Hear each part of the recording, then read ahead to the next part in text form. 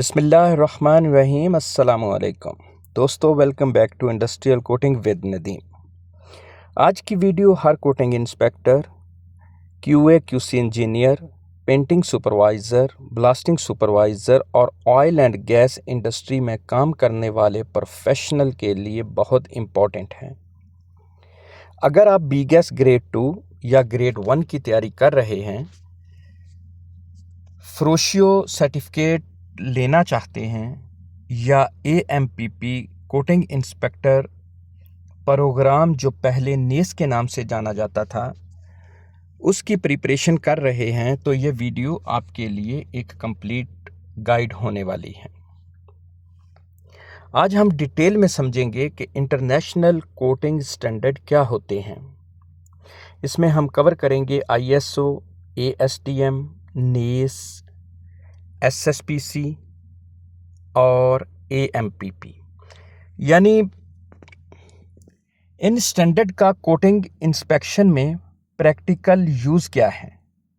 Saudi Aramco और oil and gas companies क्यों standards follow करती हैं। वीडियो को एंड तक ज़रूर देखिएगा, क्योंकि इसमें मैं वो प्रैक्टिकल पॉइंट भी शेयर करूंगा जो साइट पर रोज़ाना यूज़ होते हैं और जो इंटरव्यू में अक्सर पूछे जाते हैं। अगर आप हमारे चैनल पर नए आए हैं तो चैनल को सब्सक्राइब करें और बेल आइकॉन ज़रूर प्रेस करें, ताकि कोटिंग इंस्पेक्शन और इंडस्ट्रियल पेंटिंग से रिलेटेड हर नई वीडियो सबसे पहले आप तक पहुंचे। तो चलिए शुरू करते हैं। सबसे पहले इंटरनेशनल स्टैंडर्ड क्या होते हैं। सबसे पहले यह समझना बहुत ज़रूरी है कि स्टैंडर्ड होता क्या है। सिंपल अल्फाज में अगर कहा जाए तो स्टैंडर्ड एक ऐसा डॉक्यूमेंट और रूल है या गाइडलाइन या टेक्निकल रिक्वायरमेंट है जो बताता है कि किसी काम को किस तरह परफॉर्म करना है ताकि क्वालिटी, सेफ्टी और कंसिस्टेंसी मेंटेन रहे। सोचिए, अगर दुनिया की हर कंपनी ब्लास्टिंग और कोटिंग अपने अलग तरीके से करे तो क्या होगा। कहीं कोटिंग की थिकनेस अलग होगी, कहीं सरफेस प्रिपरेशन का लेवल अलग होगा, कहीं इंस्पेक्शन का मेथड अलग होगा और कहीं एक्सेप्टेंस क्राइटेरिया बिल्कुल ही डिफरेंट होगा। तो इसका रिजल्ट क्या निकलेगा। इसका रिजल्ट ये हो जाएगा कि प्रोजेक्ट की क्वालिटी कंप्रोमाइज़ हो जाएगी और क्रूजन बहुत जल्दी शुरू हो जाएगी। इसी वजह से इंटरनेशनल ऑर्गेनाइजेशंस स्टैंडर्ड्स डेवलप करती हैं ताकि पूरी दुनिया एक ही लैंग्वेज फॉलो करे। यही वजह है कि सऊदी अरामको हो, एडनॉक हो, कतर एनर्जी हो, शेल हो या फिर कुवैत ऑयल कंपनी हो, किसी भी इंटरनेशनल ईपीसी कंपनी का प्रोजेक्ट हो, सब इंटरनेशनल स्टैंडर्ड फॉलो करते हैं। अब हम बात करेंगे कि स्टैंडर्ड, स्पेसिफिकेशन और प्रोसीजर में डिफरेंस क्या है। ये इंटरव्यू का बहुत कॉमन सवाल है। तो सबसे पहले हम बात करते हैं स्टैंडर्ड क्या है। स्टैंडर्ड हमें यह बताता है कि काम किस तरीके से किया जाए। इसकी मिसाल देता हूं। आईएसओ 8501 बताता है ब्लास्ट क्लीनिंग के बाद सरफेस किस लेवल तक क्लीन होनी चाहिए। ठीक हो गया। अब बात करते हैं स्पेसिफिकेशन की। स्पेसिफिकेशन प्रोजेक्ट की रिक्वायरमेंट्स होती हैं। मिसाल के तौर पर क्लाइंट लिखता है कि हमें सरफेस प्रिपरेशन SA2.5 चाहिए और प्राइमर हमें इपॉक्सी जिंक फॉस्फेट चाहिए और उसकी DFT जो है वो 75 माइक्रोन चाहिए। टॉप कोट, पॉलीयूरीथेन, ये सब प्रोजेक्ट स्पेसिफिकेशन का हिस्सा होते हैं। आगे बात करते हैं प्रोसीजर की। प्रोसीजर बताता है कि काम प्रैक्टिकली किस सीक्वेंस में परफॉर्म होगा।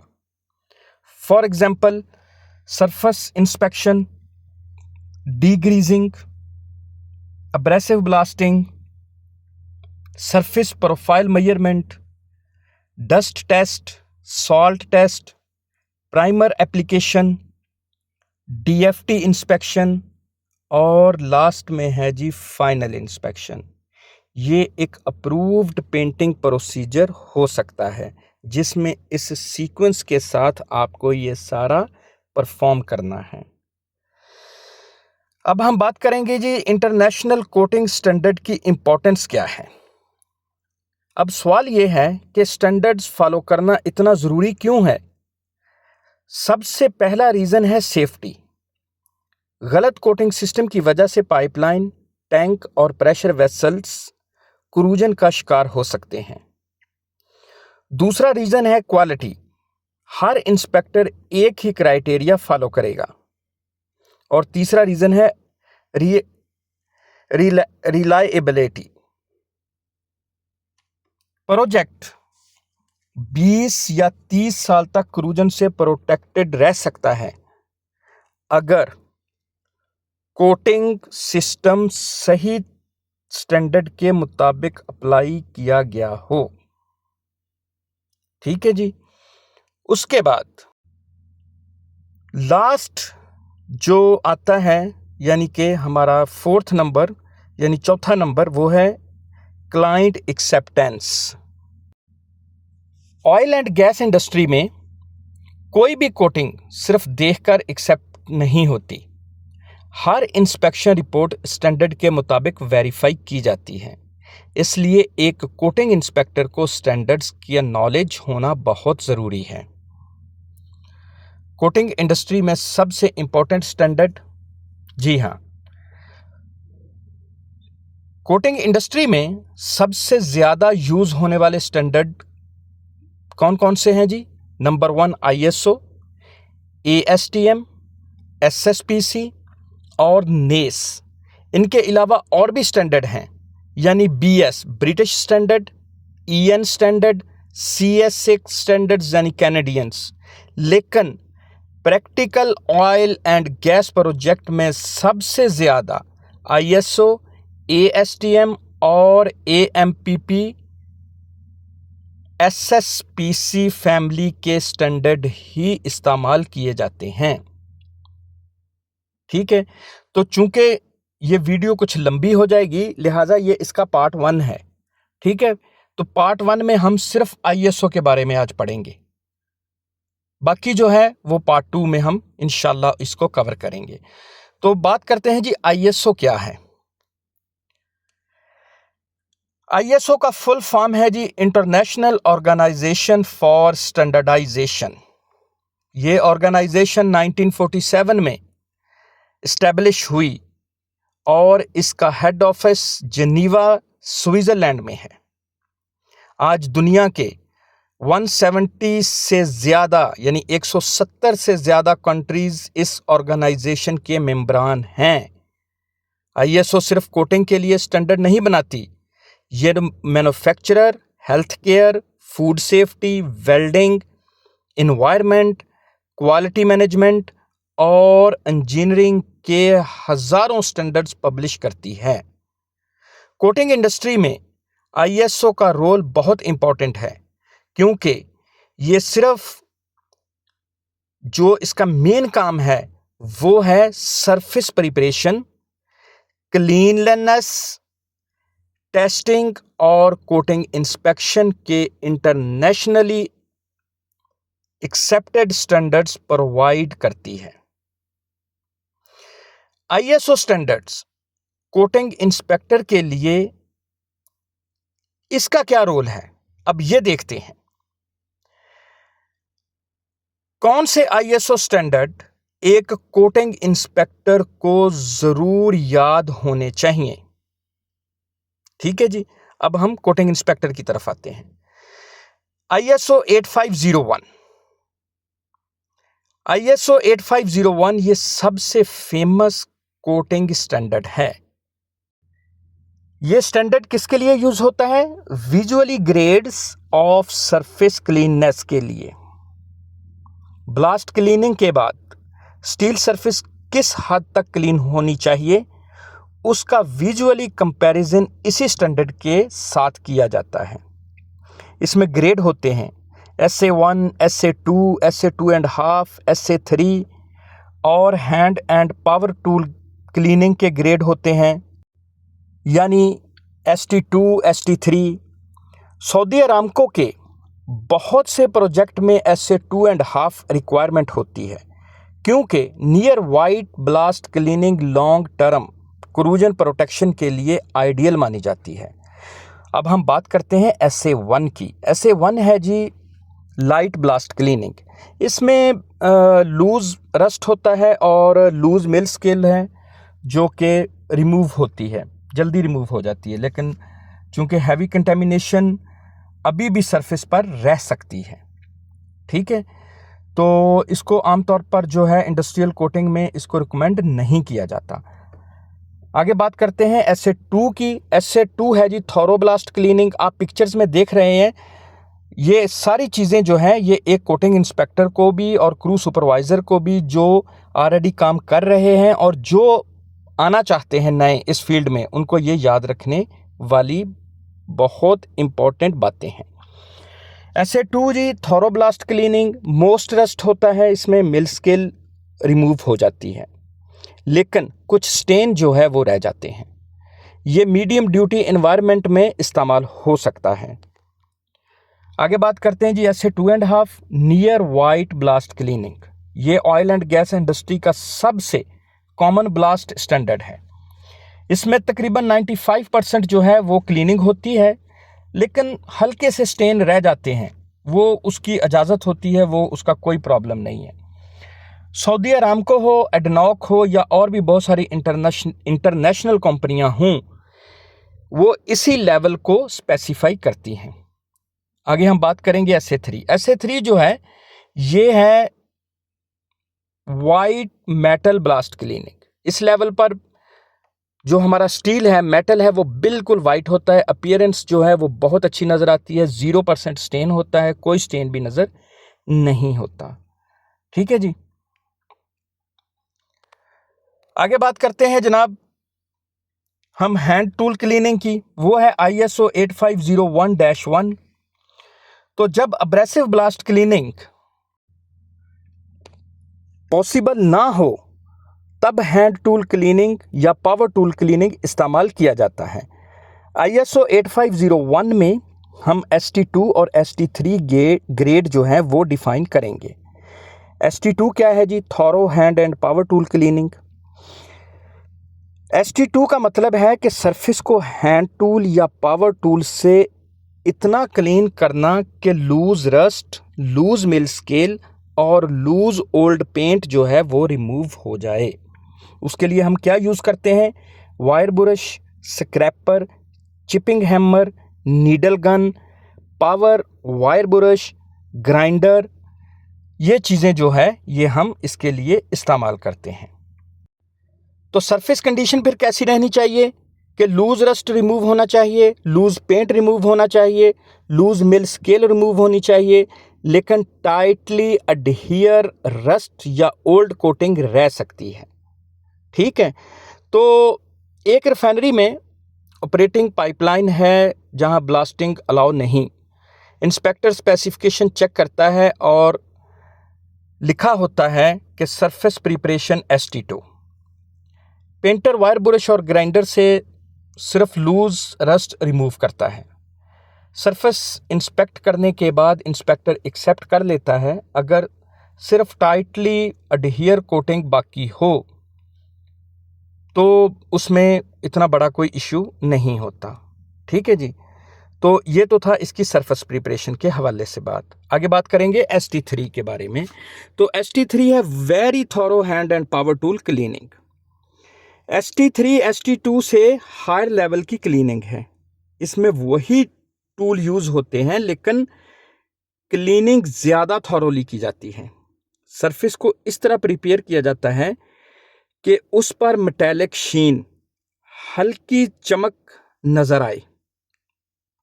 इसकी कंडीशन कैसी होनी चाहिए सरफेस की कि लूज रस्ट को रिमूव होना चाहिए, मिल स्केल को रिमूव होना चाहिए, लूज पेंट जो है वो रिमूव होनी चाहिए। टाइटली एडहियर्ड कंटेमिनेशन को भी मैक्सिमम हद तक रिमूव किया जाता है। सरफेस पर मेटेलिक अपीयरेंस होनी चाहिए। ठीक है, तो ये तो था हमारा ST2 और ST3 के हवाले से। अब हम बात करते हैं जनाब ISO 8502 में हम कवर करेंगे test for assessment of surface cleanliness. इसमें स्टील सरफेस की क्लीननेस वेरीफाई करने के लिए हम क्या करते हैं कि ब्लास्टिंग क्लीनिंग के बाद सरफेस सिर्फ देखने में क्लीन होना काफ़ी नहीं होता, उस पर से डस्ट, साल्ट या इनविजिबल कंटेमिनेंट भी हो सकते हैं। अगर ये कंटेमिनेंट रिमूव ना किए गए तो ये कोटिंग जल्दी फेल हो सकती है और इससे हमें बहुत बड़ा प्रॉब्लम फेस करना पड़ जाएगा। तो इसके लिए हमें क्या करना है जनाब, इसके दो पार्ट हैं। ISO 8502-6 ये ब्रेसल मेथड सॉल्ट एक्सट्रैक्शन के लिए है। तो इसमें क्या होता है कि एक ब्रेसल पैच होता है, ब्रेसल पैच से हम उसको सरफेस पे लगाते हैं, बाद में हम सिरेंज के ज़रिए उसमें डीआयोनाइज्ड वाटर जो है वो उसमें डालते हैं कोई ऑलमोस्ट 2 मिनट के लिए। बाद में उसको रिमूव करते हैं उसमें से वाटर को। फिर कंडक्टिविटी मीटर होता है, उसको पहले 0 पे सेट करके फिर वो पानी जो हमने उस ब्रेसल पैच के अंदर डाला था उसको बाहर निकालते हैं। जब वो वापस सिरेंज में निकल के आता है तो उसको फिर हम कंडक्टिविटी मीटर में डालते हैं, फिर हम रीडिंग लेते हैं और ये रीडिंग जो है ये अकॉर्डिंग टू हमारे अरामको स्टैंडर्ड के मुताबिक लेस देन 20 मिलीग्राम पर मीटर स्क्वायर होनी चाहिए। ठीक है जी। अब हम बात करेंगे जी ISO 8502-9, ये भी सॉल्युबल साल्ट के लिए होता है।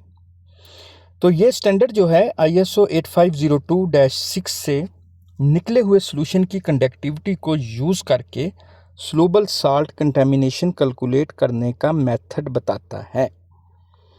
यानी ISO 8502-6 साल्ट को एक्सट्रैक्ट करता है और 8502 जो है वो एक्सट्रैक्टेड सॉल्यूशन की रीडिंग कैलकुलेट करता है और कंटेमिनेशन डिटरमाइन करता है।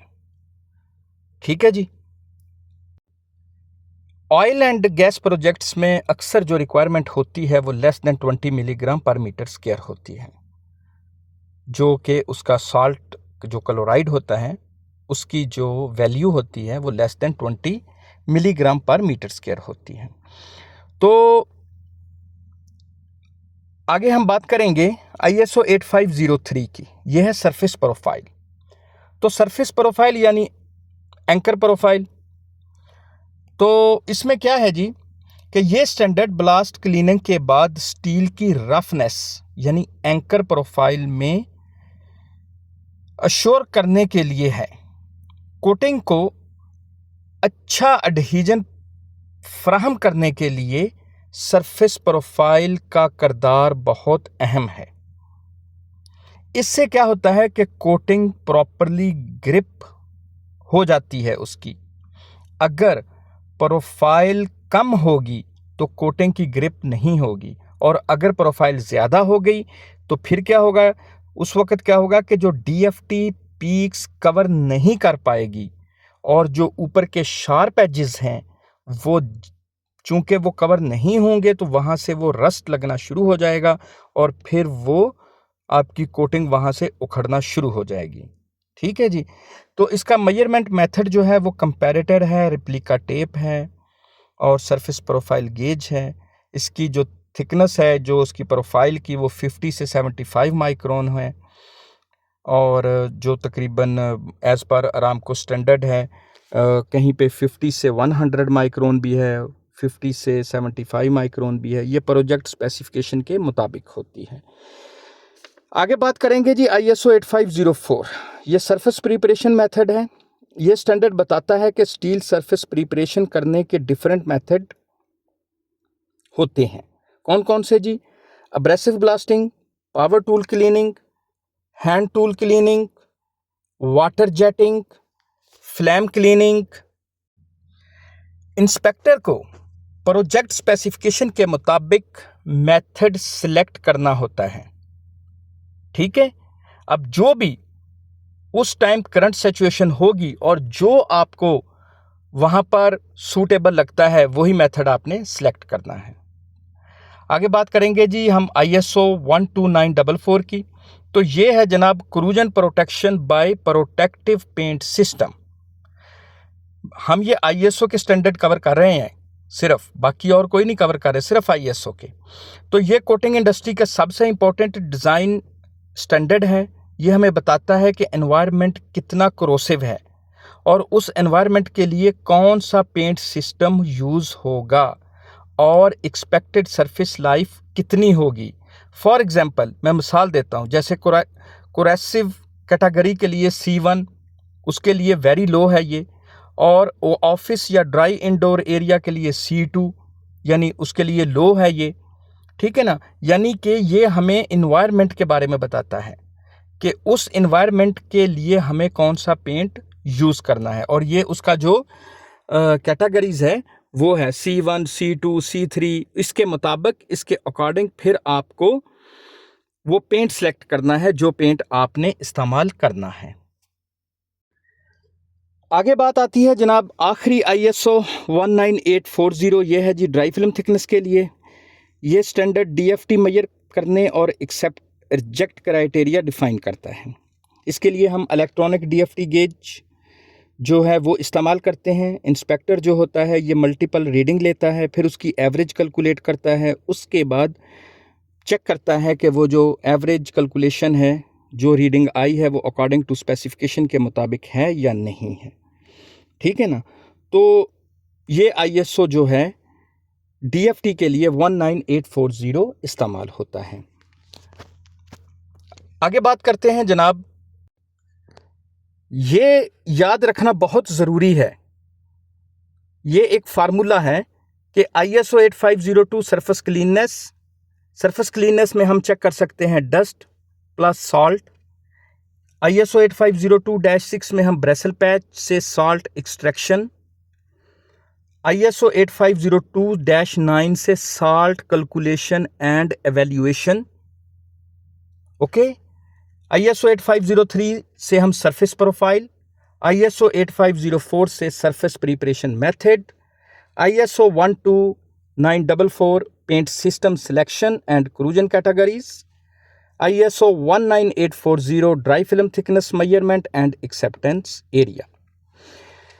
ये तमाम स्टैंडर्ड्स प्रैक्टिकल कोटिंग इंस्पेक्शन में रोज़ाना यूज़ होते हैं। ख़ास तौर पर सऊदी अरामको, एडनॉक या दूसरी कोई भी ऑयल एंड गैस कंपनीज हैं जिसमें प्रोजेक्ट्स वगैरह चलते हैं, हमेशा ये स्पेसिफिकेशन को फॉलो करते हैं। तो दोस्तों, वीडियो कुछ लंबी हो गई, अभी हमने सिर्फ एक ISO किया है, बाकी जो है वो हम इंशाल्लाह अगली वीडियो में कवर करेंगे। तो अगर ये टाइम भी काफ़ी हो गया है ज़्यादा, तो इसलिए क्योंकि लंबी होगी वीडियो, तो मैं इसी यहाँ पर ही इसको क्लोज़ करता हूँ। तो इंशाल्लाह नेक्स्ट जो हम पार्ट बनाएंगे उसमें हम दूसरे ASTM SSPC कवर करेंगे। तो अगर ये वीडियो आपको पसंद आई हो तो इसको लाइक, शेयर और सब्सक्राइब ज़रूर कीजिएगा। अपना बहुत सारा ख्याल रखिएगा। इंशाल्लाह मिलते हैं अगली वीडियो में, इसके पार्ट 2 में। तो अब मुझे इजाज़त दीजिएगा। अल्लाह हाफ़िज़।